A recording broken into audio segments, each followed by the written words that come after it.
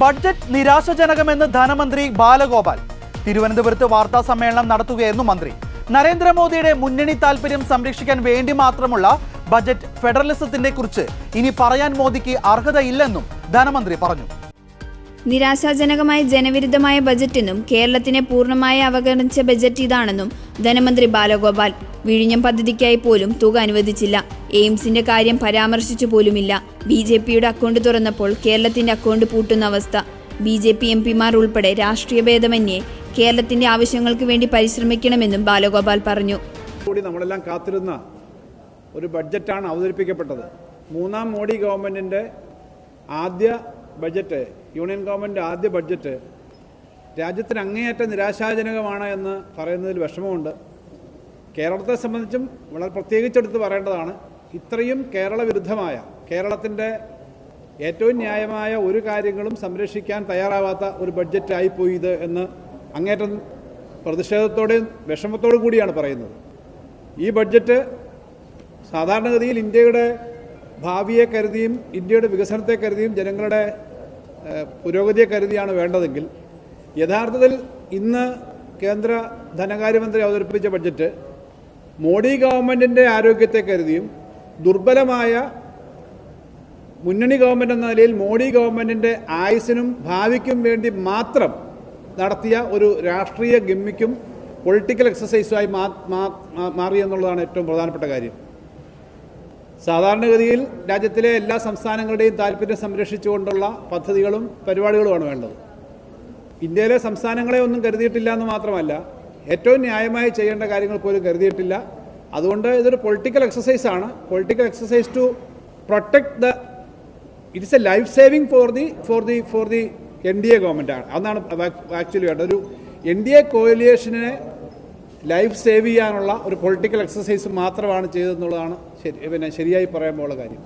പൊതുവിൽ ഇതിൻ്റെ ധനകാര്യ കാര്യങ്ങളിലേക്ക് വരുമ്പോൾ ധാരാളമായിട്ട് പറഞ്ഞ കുറേയേറെ കാര്യങ്ങളുണ്ട്. രാജ്യത്തിൻ്റെ ഐക്യം, കോപ്പറേറ്റീവ് ഫെഡറലിസം തുടങ്ങിയ കാര്യങ്ങളെപ്പറ്റിയൊക്കെ കുറേയേറെ അതിനകത്ത് പറഞ്ഞിട്ടുണ്ട്. എംപ്ലോയ്മെൻറ്റ് ജനറേഷനെ പറ്റി പറഞ്ഞിട്ടുണ്ട്. കോപ്പറേറ്റീവ് ഫെഡറലിസം എന്ന് പറയാനോ മോഡി ഗവൺമെൻറ്റിന് യാതൊരു അർഹതയുമില്ല എന്ന് തെളിയിക്കുന്നതാണ് ഈ ബഡ്ജറ്റിനകത്തെ സമീപനം. ഇത്രയും രാജ്യത്തെ സംസ്ഥാനങ്ങളെ, അവരുടെ താല്പര്യങ്ങളെ സംരക്ഷിക്കാതെ ഒരു ബഡ്ജറ്റ്, രാജ്യത്ത് ആകെയുള്ള റിസോഴ്സ് എടുത്തിട്ടാണല്ലോ ഈ കാര്യങ്ങൾ ചെയ്യുന്നത്. ആകെയുള്ള റിസോഴ്സ് എടുത്തിട്ട് അവർ സ്വന്തം മുന്നണിയുടെ താല്പര്യം സംരക്ഷിക്കാൻ വേണ്ടി ചില പ്രദേശത്തിന് മാത്രം പ്രാധാന്യം കൊടുക്കുന്ന പദ്ധതികൾ നടപ്പിലാക്കാൻ തയ്യാറാവുക എന്ന് പറഞ്ഞാൽ ഇന്ത്യ ചരിത്രത്തിൽ ഇന്നുവരെ ഉണ്ടാവാത്തതാണ്. അതാണ് ചെയ്തത്. അതുകൊണ്ട് ഫെഡറലിസത്തിൻ്റെ കാര്യം പറയാൻ മോഡി ഗവൺമെന്റിന് അർഹതയില്ല എന്ന് തെളിയിക്കുന്നതാണ് ഇന്നത്തെ ബഡ്ജറ്റ്. കേന്ദ്ര ബജറ്റിൽ കാർഷിക മേഖലയ്ക്ക് കടുത്ത അവഗണനയെന്ന് മന്ത്രി P. പ്രസാദ്. ആലപ്പുഴയിൽ മാധ്യമങ്ങളോട് പ്രതികരിക്കുകയായിരുന്നു അദ്ദേഹം. കേന്ദ്ര സർക്കാർ കേരളത്തെ അവഗണിച്ച നിലപാട് പ്രതിഷേധാർഹമാണെന്നും അദ്ദേഹം കൂട്ടിച്ചേർത്തു. രാഷ്ട്രീയ കൃഷി വികാസ് യോജന, പ്രകൃതി കൃഷി പദ്ധതി, പലിശ കുറച്ചുള്ള വായ്പ എന്നിവയ്ക്ക് പണം വെട്ടിക്കുറച്ചു. വളത്തിന്റെ സബ്സിഡി വൻതോതിൽ കുറച്ചു. 24,000 കോടി രൂപയാണ് വളത്തിന്റെ സബ്സിഡിയിൽ വെട്ടിക്കുറച്ചത്. ഇത് വളത്തിന്റെ വില വർധനയ്ക്കിടയാക്കും. സംസ്ഥാനത്തിന് വിളനാശം, വെള്ളപ്പൊക്കം, ഉഷ്ണതരംഗം എന്നിവ കാരണമുണ്ടായ കൃഷിനാശത്തിന് സഹായമില്ലേ എന്നും അദ്ദേഹം കുറ്റപ്പെടുത്തി. കാർഷിക മേഖലയെ സംബന്ധിച്ചിടത്തോളം അങ്ങേയറ്റത്തെ അവഗണനയാണ് ബജറ്റിൻ്റെ ഭാഗമായി കേന്ദ്ര സർക്കാരിൽ നിന്നും ഉണ്ടായിരിക്കുന്നത്. കോർപ്പറേറ്റുകളോട് അതിരുവിട്ട പ്രണയം കാട്ടുന്ന ബജറ്റ് കാർഷിക മേഖലയോട് കടുത്ത അവഗണനയും കൂടി കാട്ടുന്നുണ്ട് എന്നുള്ളത് അങ്ങേയറ്റം പ്രതിഷേധാർഹമായ കാര്യമാണ്. കേന്ദ്ര ബജറ്റ് മൊത്തത്തിൽ നമ്മൾ നോക്കുമ്പോൾ തന്നെയും കേരളത്തോടും അതേ അവഗണന തുടരുന്നുണ്ട്.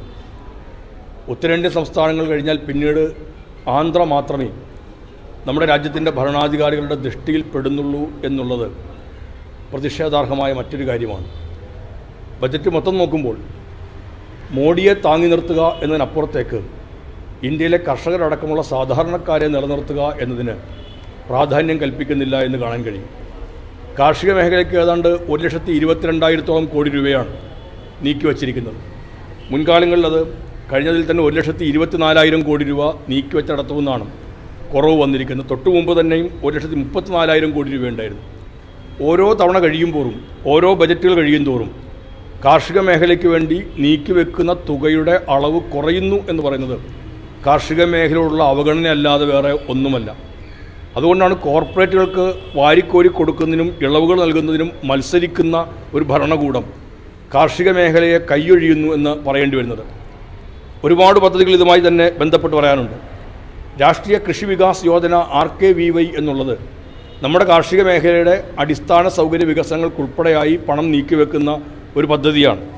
അതിനകത്ത് 10,433 കോടി രൂപ നമുക്ക് 22-23 നീക്കിവെച്ചിട്ടുണ്ടായിരുന്നു എങ്കിൽ ഇപ്പോൾ അത് 7,553 കോടി രൂപയായി കുറയുകയാണ്. അതും ഇങ്ങനെ ഘട്ടം ഘട്ടമായി കുറഞ്ഞു വരുന്നു എന്ന് കാണാൻ കഴിയും.